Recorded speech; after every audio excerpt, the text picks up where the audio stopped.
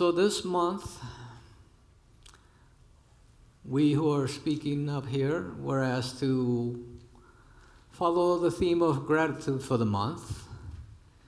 And you probably might get why, since Thanksgiving is coming up.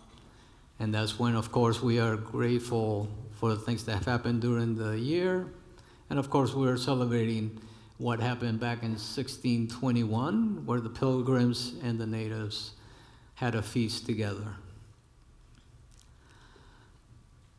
So what is gratitude? What is it to have an attitude of gratitude? And how do you practice it? But before I go any further, I have a question for you. What does a banana say to express its gratitude? Thanks a bunch.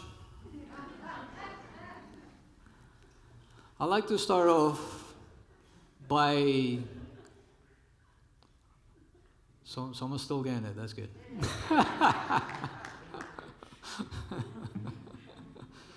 I'd like to start off by talking about the word gratitude and where it comes from. It actually comes from the Latin word gratus, meaning being thankful and pleasing.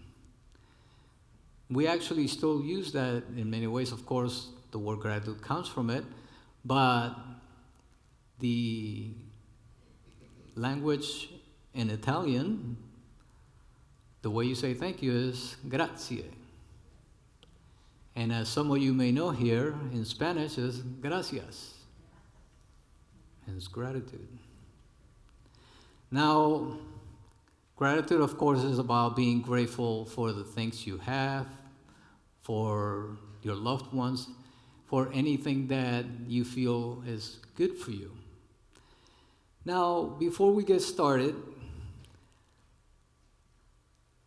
all of you should have gotten a little piece of paper, a sticky note.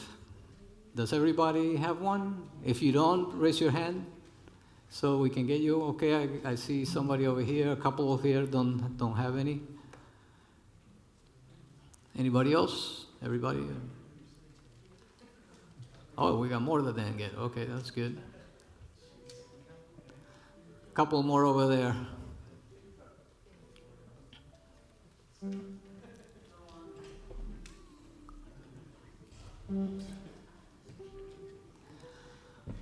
Okay, while we're finishing up, I am going to do a brief guided meditation. And I don't want you to think about what you might be writing into this just yet. And I'm going to say, when it comes to you, trust it, that the first thing that comes to you is what you're supposed to write. And I just need a word or two for what it is that I'm about to ask you, and you might guess it by now. So, instead of telling you, let's go into our meditation. So if you wish to close your eyes and take a slow, deep breath. Just relax right where you are. We are indeed grateful to be here. Sometimes we may be worried about how grateful we might be. So I'd like to offer an affirmation to release anything that concerns you, any hang-ups you may have about being grateful. And that affirmation is, I release any hang-ups or doubts about living in gratitude. I'll repeat that again. I release any hang-ups or doubts that I may have about living in gratitude. And let's just be with that for a moment.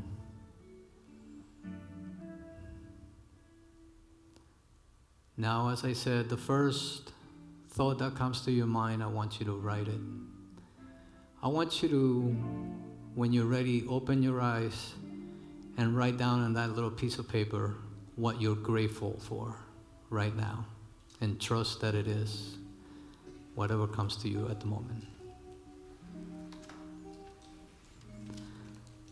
And I ask that just hold on to this feeling of peace as you write it. And when you're done, I'm going to have some volunteers go down the aisles to pick those notes from you.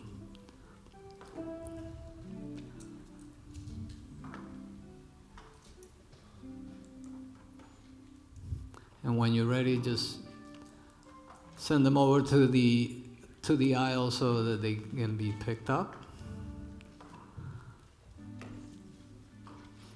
Do we have any other volunteers? Thank you. Now, what I'm going to have the volunteers do is pick them up from you, and they're going to come to this whiteboard here and stick them all over the whiteboard. I will repeat this at the end again, but at the end of the service, after the service, I will be asking you to pick them up, but not the one you wrote, and I'll explain why later.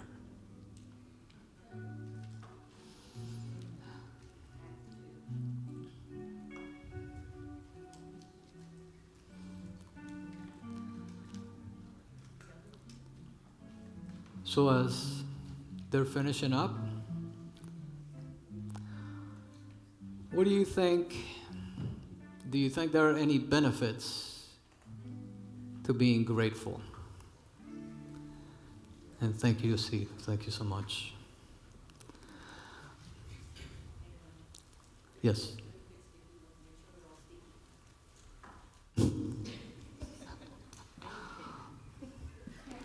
It looks like we're having some issues with the sticky notes not sticking. Leave it to my wife to be the one to tell me that. Anyway,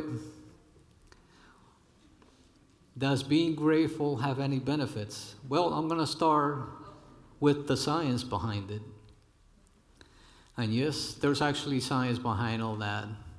And from what I understand, UCLA has done some studies in it, and even the Mayo Clinic. And they just the last couple of years had a couple of articles about that, about the benefits mentally and physically and psychologically about being in gratitude. Some of those benefits are improved sleep. Who can use more sleep? I know I do sometimes. Well, it says that people who practice gratitude tend to sleep better and longer because they have more positive thoughts before going to bed. That makes sense, doesn't it? Another benefit, stronger immune system. And you may have heard of this already. Gratitude can help improve your immunity, making you healthier and less likely to get sick. That sounds like a wonderful thing, I think. And I know you've heard this one before, reduced stress-related illness. Yes, people that practice gratitude have lower rates of stress-related illness. And I was talking about the physical, specifically more physical, if you will, fewer aches and pains, believe it or not. And you may or may not have witnessed this all for yourselves. Yes, people who practice gratitude tend to experience fewer aches and pains. And thanks to all that, they may lead more active lives. Because being in gratitude, they may tend to be more healthy and be more apt to go out and be more active in the world. I mentioned about the psychological benefits, specifically increased happiness, improved mood. Who would like some improved mood from time to time? I know I do. Yes, decrease depression and anxiety. I mentioned the pain already, but this one even includes the decreased chronic pain. And believe it or not, boosted self-esteem. I think that was one of the things that helped me growing up because I did lack some self-esteem when I was younger. They tell us that when you express or receive gratitude, your brain releases dopamine and serotonin, which are neurotransmitters that are responsible for your emotions. Does that sound like a good deal? I think it does. Now, if you don't want to believe the science, let's go to the Bible then. Jesus Christ frequently expressed gratitude. And normally it was right before he was going to perform a miracle. I'm sure you've heard of all these.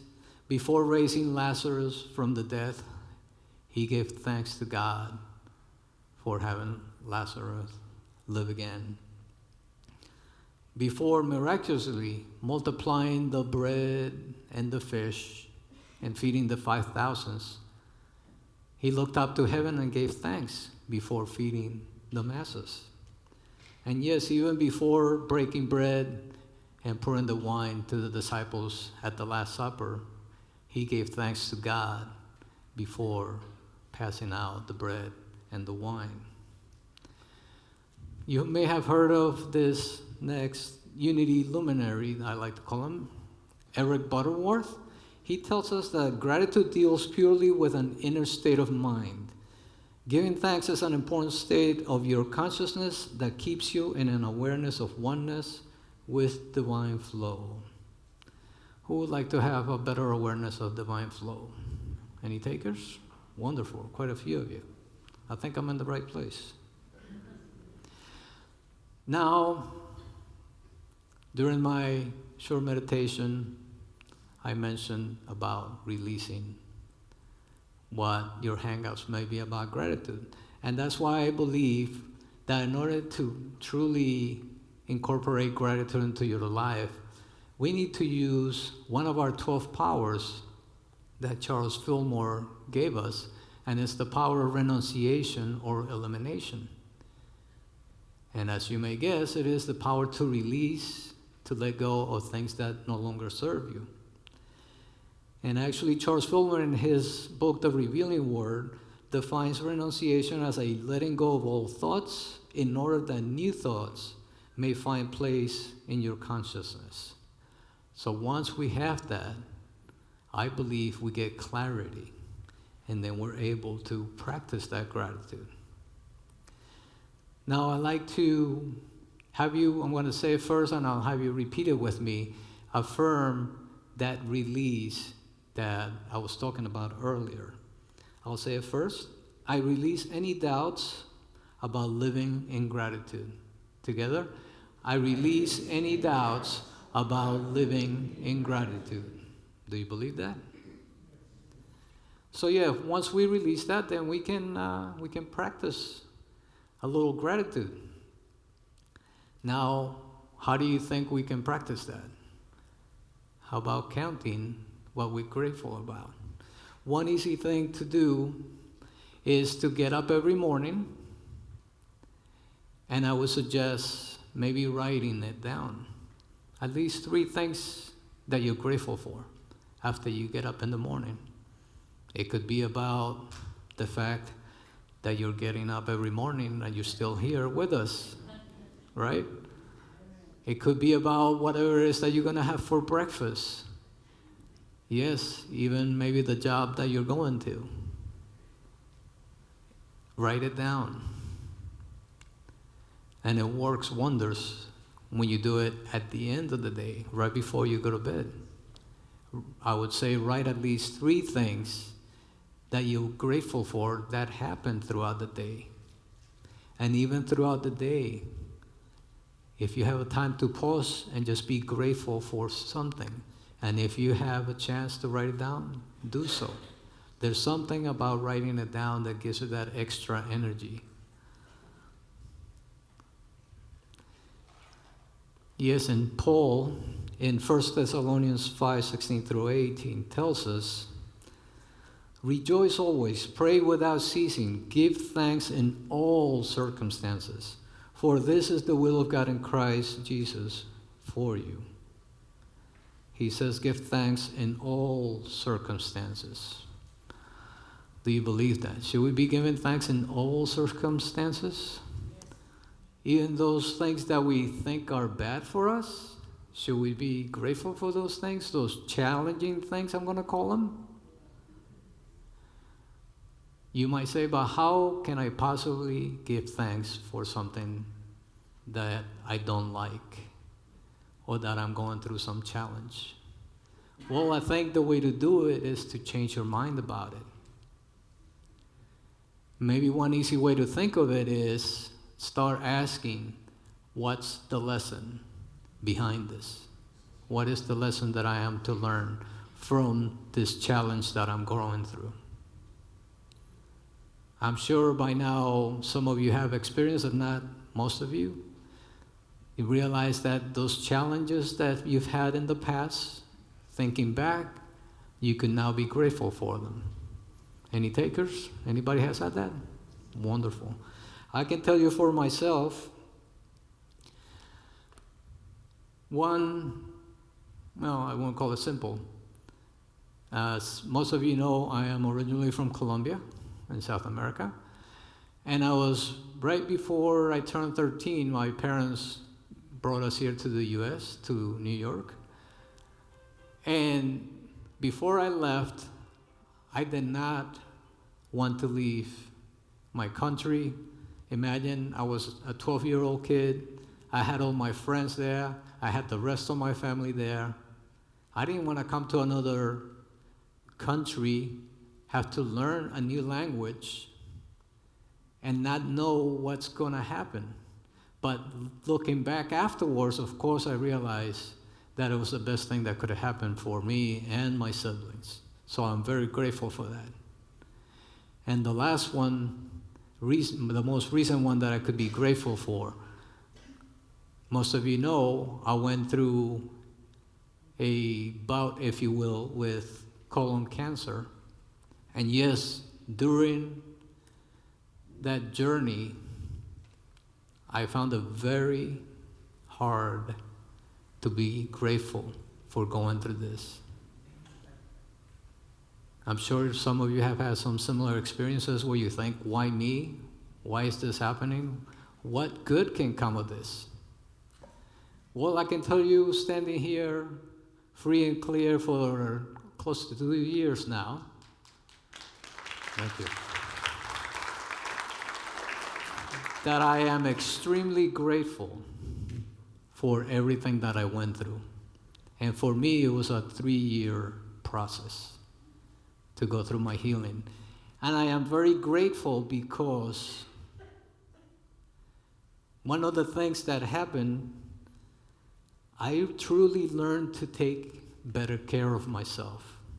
Not just the physical, but the mental and the spiritual, even though I thought I was very spiritual already. But I had to learn that we have to take all three of them. And I dare say at this point that neither one is more important than the other. We are here in the physical, so the body is just as important as your mind and as your soul. So yes, I am very grateful for that. Another thing that I was grateful for is I realized that I am more resilient than I thought I was. I was always afraid that I would not be able to go through something like that. But being on the other side of that, I know that I had to experience it so I could be grateful for what I was learning, so that I can see for myself that I needed to have more zest for life and that I needed to be more grateful for everything. Yes, every single morning, I can tell you standing here, I wake up And if it's not the first thing, it's one of the first things I say in the morning to myself. I am grateful to still be here, to experience another day, to be with my family, to be able to come here and share with you. I've always enjoyed being outside, taking in the sun, but never as much as after going through this. Yes, in the middle of July, August, it can get pretty hot in Florida. But you know what? I love it. I absolutely love it. And yes, even when it gets really cold, love it too. Who's with me? Oh, I'm just curious. Who would rather have the heat? Okay. Who would rather have the cold? Well, I'm surprised in Florida we got more cold people here.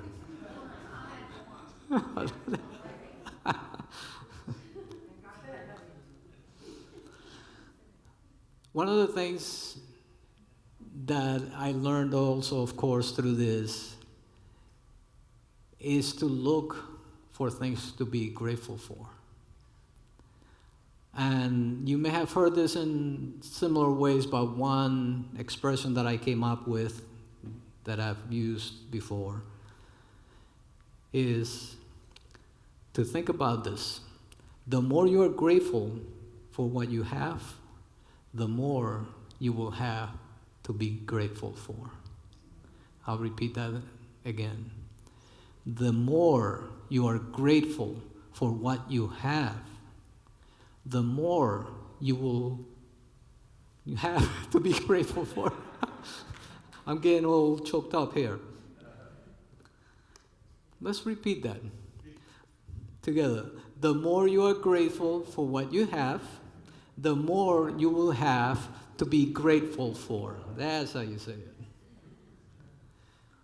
One more thought about gratitude. I would like you to practice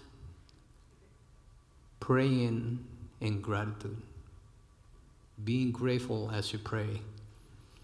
You've heard of Meister Eckhart, and he has a wonderful saying that it goes, if the only prayer you say in your entire life is thank you, it will be enough. I'll say that again. If the only prayer you say in your entire life is thank you, it will be enough. Do you accept that? I thought so. Beautiful, right?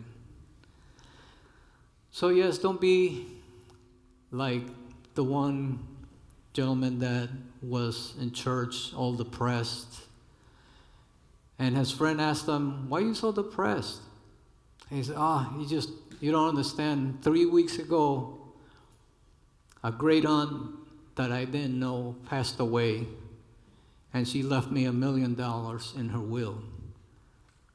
And his friend is like, well, I'm sorry about your great aunt, but wow, $1 million, dude. And he's like, well, it's not the only thing, though.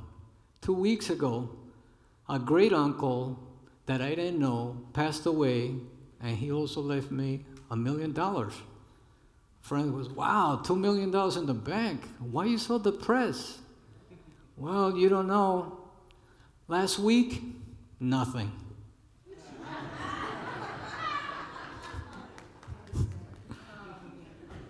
So yes, let me reiterate, you want to use Unity's power of elimination of renunciation to release any doubts about that you can be grateful for things.